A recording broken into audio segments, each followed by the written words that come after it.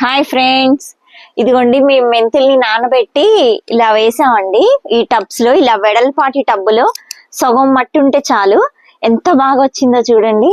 మెంతి కూర, chia seeds ఇవన్నీ బాగా వస్తాయండి.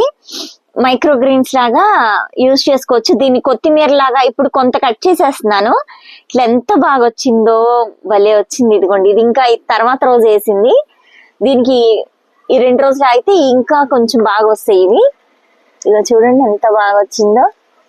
ఇదైతే కొంచెం ముందుగా వేసాము. పెద్దగా వెడల్పుగా ఇలా ఉంటే కనుక ఆకుకూరకి బాగా వస్తుంది. ఇది మేము ఇప్పుడు సలాడ్లో వేసుకుందామని మేము కట్ చేసేస్తున్నాను, తీసేస్తున్నా. కొంచెం పెరిగాక అప్పుడు పప్పులో వేసుకుంటాను. ఇదిగోండి ఎంత బాగా వచ్చిందో చూడండి, భలే వచ్చింది. ఇది మొత్తం గ్రీన్ కలరు, చక్కగా ఎంత బాగుందో. మెంతి కూర చాలా మంచిదండి.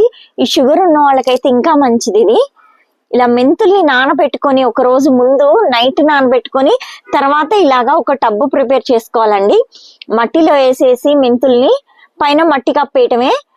1 వీక్ కూడా పట్టదు ఇలా రావడానికి. భలే బాగా వస్తుంది.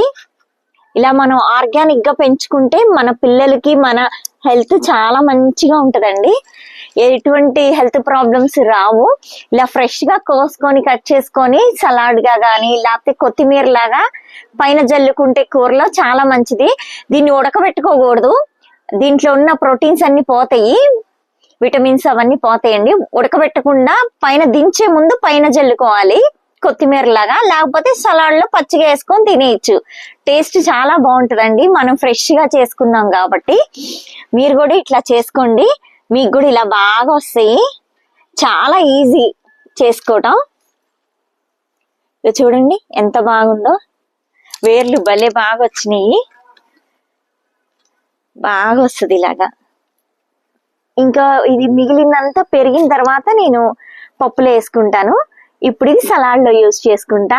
ఓకే ఫ్రెండ్స్, నెక్స్ట్ వీడియోతో మళ్ళీ కలుస్తా. బాయ్.